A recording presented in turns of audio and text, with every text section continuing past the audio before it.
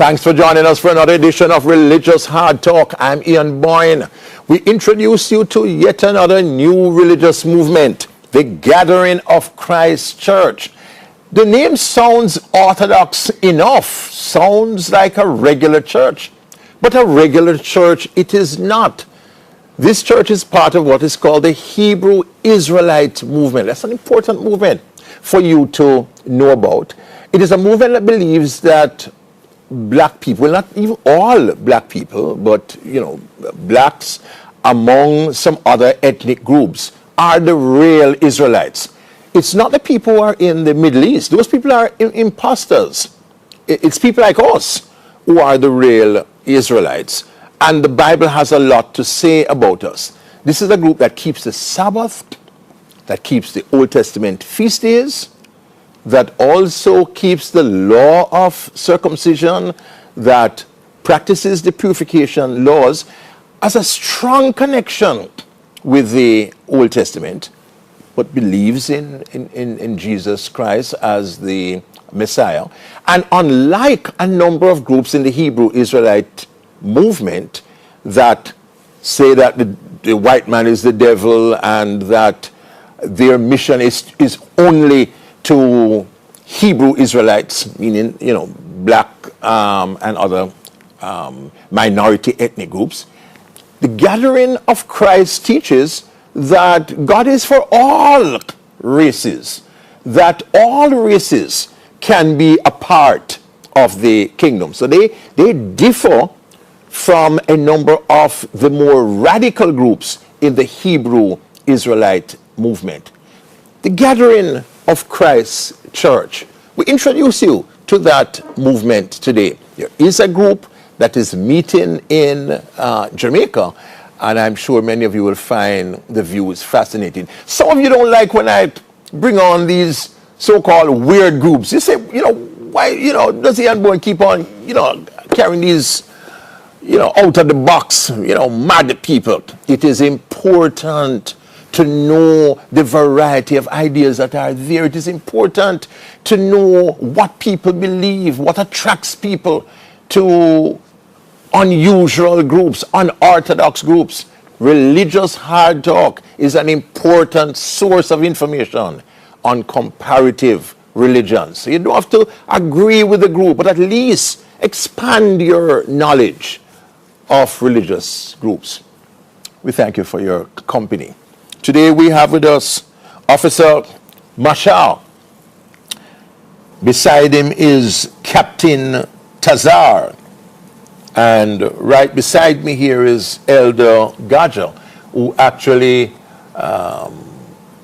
was introduced to the movement while he was in England, while he was doing broadcasting there, and met the founder of the church. Gentlemen, good to have you on the program. Elder Gocc, sir, what would you say is the evidence? What's the cumulative evidence that black people and some of the other ethnic groups, you can name them, are the real Israelites? Well, first and foremost, you come with a lot of books, here, man, and all kinds of, things to do with history. First and foremost, I will say our praises to the Most High and Christ. My brother, thank you for having us on your program. And to answer your question, plain and simple, is the Bible. The Bible is the primary source of the knowledge of who the children of Israel are, according to history, according to archaeology, I can read a couple of precepts here that will bring it out in a nutshell as to into a decisive point what it is. And you're a man who has visited Africa. You've been to several countries in Africa. Yes, sir. Tell us about the countries you've visited. Yeah. Well, like I said, when I first came into the knowledge of that, we are part of the diaspora of Israel, scattered, suffering the curses. One of my first trip was to go and look at where we came from. Oh. So I went into Africa. This wasn't my first time there, but it was my first time going with the knowledge. So I went there and everything started to make sense because, all right, if anybody was ever been to Africa, right, Africa isn't a country. Africa is a continent. Yes. And when you look at how vast the land mass is, like I remember we drove from Gambia into Senegal, and we were in the bush for 8 hours doing 80 miles an hour on bush road, and we were still in the bush. You understand me? And I looked at the people and I was like, there's no way these people could have been taken down by some guys who came on boats had there not been a divine intervention. And I said that before I came to the knowledge of the truth. So going back now with the knowledge that, okay, it was a curse on them why they got, yes. Then I realized that, yes, it makes sense now, because nothing else ever makes sense. And when you think about it, Jamaica, from south coast of Jamaica, from Kingston Harbor, right? If you was to walk in a straight line from Kingston Harbor to the north coast, it's only maximum, 40, 50 miles? You with me? When you had British soldiers coming here, they got dysentery and they died from going through just Jamaica bush. They couldn't manage the little maroons and that were in the hills. Never mind going into Africa and taking the people them down there. Something divine. But remember, so we sold our own people in and let them go. Well, I mean, well, even so, even if we were sold by the other nations, right? Something spiritual would have to happen why the people wasn't able to fight back. When you look at a 100-meter final right now, anywhere, it's all black men. We are the white men, so we are the fastest, strongest, most intelligent people on the planet. How is it that they were able to take us down? What happened? It had to be divine intervention. So we're under curse. Yes. Because we broke the laws. Broke the laws. According to the Bible, would serve our enemies for disobeying God's laws. It so happened, it said that we'll have yokes of irons around our necks. It happened. It said that we'll be taken away in ships. It happened. We will be sold and, sold. You with me? Sold to Mr. Williams, sold to Mr. Brown, sold to Mr. Campbell. You understand me? And check it out. The people them that did this were Jewish people, Jewish people that own the ships. So you have to tell me in the Bible now, if the Bible was meant for them, where in the Bible does it say that they would sell slaves and all that? Where? It doesn't. So you go to Deuteronomy. Deuteronomy, which talks about... Even Christ says it. Christ tells you. As a matter of fact, get that from So we want to trace it to black people, to people of African descent and so on. First let's get that, all right? In 70 AD, and it's a book you can check out, Rudolph R. Windsor. Yes. You're familiar with this. Yeah, man. He documents the migration of the destruction of Jerusalem, where the Africans, or the Jews, migrated from Jerusalem into the Atlas Mountains, and then made them way down into what we call sub-Saharan Africa right now. And for a better word, they colonized it. And the rivers, and the Niger Bank River, for over 1,000 years, exported nothing but knowledge, books, education. You with me? They built the temples of Timbuktu. You understand? For over 1,000 years. They wear fringes, they bury the dead in the same customs as the biblical, they keep the Sabbath, all of that. You understand? Now, that's one source. Here's another one here. And I'm going outside of the Bible for a minute. This is Hebrewisms in West Africa by Joseph J. Williams, that went and lived in Ghana and parts of West Africa and studied that there were Hebrew customs there for the people. In Nigeria today, you have the people them called the Igbos, Biafra. All of these people know that they're the Israelites. You have the Lemba down in Zimbabwe. So the culture is there.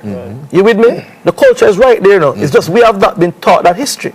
So go into the Bible now. The Bible says this. Get me Deuteronomy 28 and let's go to verse 15. Let's speed it up for the for the purpose of time. So we can find it quick. All right? Deuteronomy chapter 28. 28 verse 15. 28 verse 15. And then jump down to verse 47 after you read that. Come on.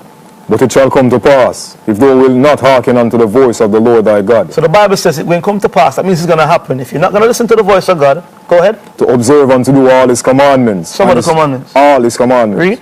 And his statutes, which I command thee this day. Go on. That all these curses shall come upon thee and overtake thee. So all these curses are going to come upon you and overtake you. And for the purpose of time, listeners or viewers, you can go and read them for yourself. Jump down to verse 47. Verse 47. In the book of Deuteronomy chapter 28. Because thou servest not the Lord thy God with joyfulness and with gladness of heart, for the abundance of all things.